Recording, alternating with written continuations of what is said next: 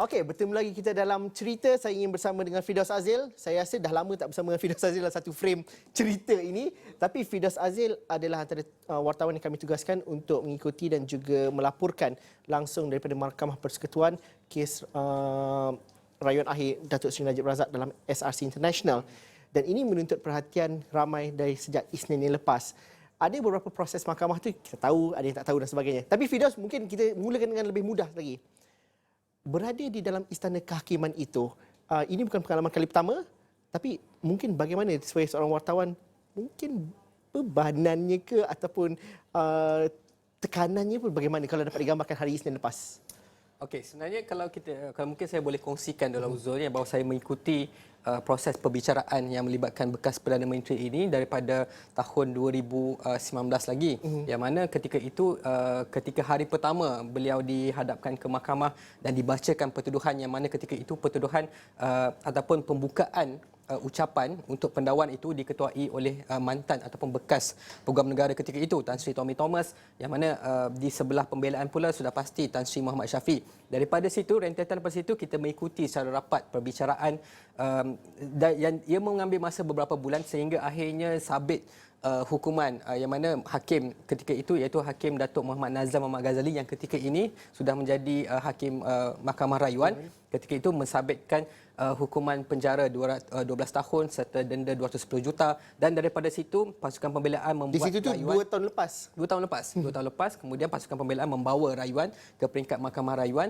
dan seakhirnya sabit ataupun Mahkamah Rayuan juga mengekalkan hukuman Mahkamah Tinggi, dan pada hari pertama sepatutnya pada hari Isnin yang lepas sepatutnya itu adalah hari pertama untuk rayuan akhir ataupun rayuan utama yang mana mereka panggil sebagai main appeal untuk Datuk Seri Najib. Tetapi kita pun tahu bagaimana peguam yang baru dilantik, pasukan pembelaan baru dilantik yang diketuai oleh Hisham Teh telah memohon untuk masukkan bukti baru dan sebagainya, dengan objektif utama ialah untuk declare ataupun menganggap bahawa penghakiman yang dikeluarkan oleh Datuk Muhammad Nazan bersifat berat sebelah dan tidak adil untuk anak guam mereka iaitu Datuk Seri Najib. Jadi pengalaman-pengalaman itu daripada peringkat Mahkamah Tinggi ke Mahkamah Rayuan ke Mahkamah Persekutuan, dan seperti Zul cakapkan memang ada tekanan yang tertentu kerana ini bukan kes-kes, walaupun ia sepatutnya semua kes di peringkat Mahkamah Persekutuan itu adalah kes yang berprofil tinggi, tetapi ini melibatkan bekas Perdana Menteri dan bukan sahaja satu negara yang tengok, memang ia juga menjadi tumpuan dunia kalau tak keterlaluan untuk saya katakan. Firdaus, kita mungkin dapat gambarkan itu yang Firdaus cakap tu seperti di Firdaus and Co. Oh, ya. Tapi itu yang dibaca di media.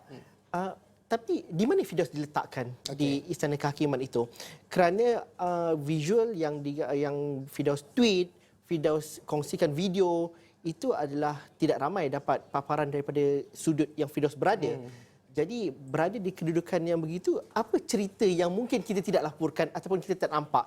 Contohnya hari pertama ada penyokong yang sekumpulan wanita yang berada di tempat kejadian, hari kedua dah tak ada. Jadi mungkin kita dapat fahami situasinya bagaimana di sebelah pagi hari Isnin tu. Okey, mungkin kita boleh kena lebih berhati-hati sikit sebab kita tak nak ataupun try to portray macam negative picture terhadap Datuk Seri Najib. Tetapi apa yang saya boleh kongsikan, mungkin saya boleh kita ingat kembali kita pada peristiwa ataupun sewaktu Datuk Seri Najib dijatuhkan hukuman pada 28 Julai 2020. Ketika itu walaupun ketika sedang PKP, ramai sangat penyokong-penyokong beliau yang hadir di ketika itu di kompleks Mahkamah Jalan Duta, dan ketika di rayuan juga, di peringkat rayuan, kebiasaannya yang daripada pemerhatian kami media, kebiasaannya hari pertama, hari kedua akan ramai, dan kemudian hari ketiga dan seterusnya perbicaraan akan ada yang betul-betul sentiasa mengikut Datuk Seri Najib. Dan apabila hari nak jatuh hukum itu ataupun hari keputusan akhir itu, maka akan lagi ramai.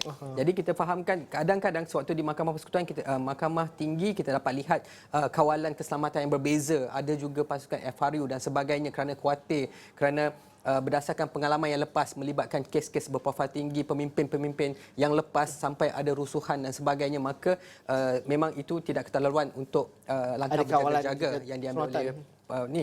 Tetapi di peringkat Mahkamah Persekutuan, kalau saya nak sebut ni, kami nak melalui untuk media memasuki istana kehakiman itu bukan mudah. Kena register, kena mendaftar dahulu dengan unit corporate komunikasi daripada UKK daripada istana kehakiman. Bila dah ada nama itu baru boleh masuk. Bukannya macam last minute masuk, kadang-kadang susah sangat. Bolehlah merayu semua kan.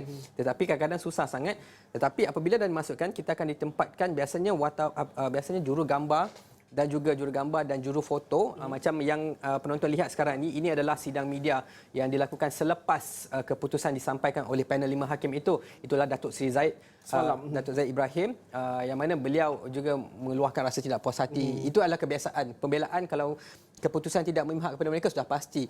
Macam perkataan yang digunakan oleh Datuk Seri Najib Tun Razak, bitterly disappointed, yang saddened, bitterly disappointed, itu adalah, tetapi kita berada di hadapan itu, betul-betul kita berada di hadapan itu, kita dapat lihat sendiri, ya, wajah dia berbeza seperti apa yang dapat lihat. Kalau berada di situ mungkin berbeza. Tetapi sepanjang perbicaraan pula, yang mana kami media ataupun wartawan yang membuat liputan untuk membuat berita sebagainya, kami akan ditempatkan di dalam 2 bilik. Sebenarnya itu adalah kamar bicara, tetapi mereka dah convert untuk menjadikan sebagai bilik sidang video. Maksudnya paparan video saja. Paparan video saja lihat. Dan daripada setiap meja yang ada tu, dia ibarat macam yang kalau ini tempat saya, ini tempat Zul, so kita punya jarak macam ni, dan di depan tu ada lagi satu skrin. Dia dibahagikan kepada 4. Pertamanya untuk kamera yang memaparkan panel 5 hakim yang diketuai oleh Tengku Maimun. Kemudian yang kedua adalah merujuk kepada tertuduh ataupun kandang tertuduh, iaitu Datuk Seri Najib. Yang ketiga ialah di pasukan pembelaan pendakwaan, yang mana ketika mereka berhujah. Dan juga yang keempat, kamera keempat akan menunjukkan di tempat publik ataupun orang awam yang dibenarkan memasuki. Tetapi media tak boleh masuk. Sebab apa? Besar, luas macam mana pun, dia masih berjaga-jaga Masih kawalan. saiz di istana, di Mahkamah Persekutuan tu saiznya lebih besar. Saya rasa lebih besar berbanding dengan Mahkamah Tinggi dan sebagainya. Kerana dan kalau macam yang kami duduk bilik sidang video tu pun memang kamar betul, memang rasa macam luas. Siapa orang awam yang menghadiri, yang dibenarkan masuk dan juga memberikan perhatian dan juga dapat kesempatan untuk masuk sekali dalam kamar khas? Saya merasakan kalau mengikut mungkin orang-orang yang biasa kita lihat adalah orang yang selalu bersama dengan Datuk Seri Najib, seperti pegawai-pegawai beliau, dan juga ada pengawal peribadi. Dan juga ada juga saya lihat macam ada yang katalah penyokong tu nak datang, nak bagi sokongan, tidak sewenang-wenang dibenarkan masuk, kena mendaftar dan sebagainya. Kan kalau tak boleh masuk tu tak boleh masuk lah, sebab kawalan dia lebih ketat berbanding dahulu. Tapi bagaimana ini dia mungkin kita dapat fahami, adakah ada sedikit keselesaan luxury of space di Istana Kehakiman, dan juga ianya lebih tersusun kerana kita faham bilangan kes ini dalam konteks rasionalnya dan juga konteks logiknya, bilangan kes yang dia tidak seperti di Mahkamah Tinggi dan kompleks Mahkamah Kuala Lumpur. Jadi daripada segi wartawan untuk melakukan sidang media dan juga untuk keselesaan kerja itu bagaimana kalau kita dapat fahami? Saya rasa ia lebih selesa berbanding dengan kompleks Mahkamah Jalan Dutak ataupun Mahkamah Tinggi di negeri-negeri, sebagai contoh Mahkamah Tinggi Shah Alam dan sebagainya.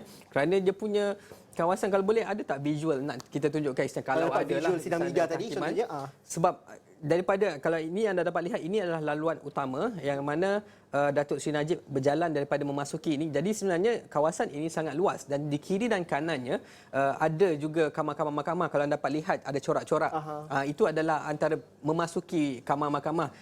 Tetapi untuk Datuk Seri Najib ini perbicaraan berlaku di tingkat atas. Jadi dia kena naik lift ke atas. Tetapi kita dapat lihat kalau macam ada visual yang boleh menunjukkan kawasan keseluruhan, terutamanya di ruang lega dalam Istana Kehakiman tu, dia macam satu kawasan istana. Atas tu boleh nampak kubah dan sebagainya. Jadi keselesaannya jauh lebih selesa. Kafenya pun, makanannya pun jauh lebih sedap. Jadi tak perlu nak keluar, cuma nak masuk keluar masuk tu. Ini adalah sebagai contoh betapa luasnya. Jadi dia kena naik tangga tu ataupun naik lift untuk ke peringkat atas. Ini adalah antara program-program lah, tetapi ini tidak berkaitan dengan kes malam.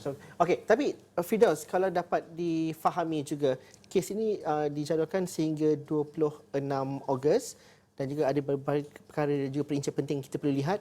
Bagi pembaca dan juga yang mengikuti kes ini, bagaimana kita nak melihat proses seterusnya, dan juga hari ini mahkamah ditangguhkan, tapi besok adakah Firdaus akan ditugaskan semula ataupun bagaimana kita melihat hari-hari seterusnya? Apa kita nak fahami proses seterusnya? Jadi kebiasaannya untuk kita prosedur extra one ni, kita akan menghantar lebih daripada satu nama lah. Satu nama, seminit cepat Firdaus. Sekurangnya 2 nama untuk wartawan, 2 nama untuk jurugambar. Tetapi kalau boleh saya simpulkan, sepatutnya proses rayuan itu bermula pada hari Isnin. Tetapi hari Isnin, Selasa digunakan untuk pasukan pembelaan berhujah memasukkan bukti dan sebagainya, maka dia telah ditolak. Jadi perbicaraan itu ataupun rayuan utama itu akan berlangsung pada esok, pada Khamis, dan sepatutnya jarak ataupun tempoh ditetapkan selama 10 hari itu dah kena fix.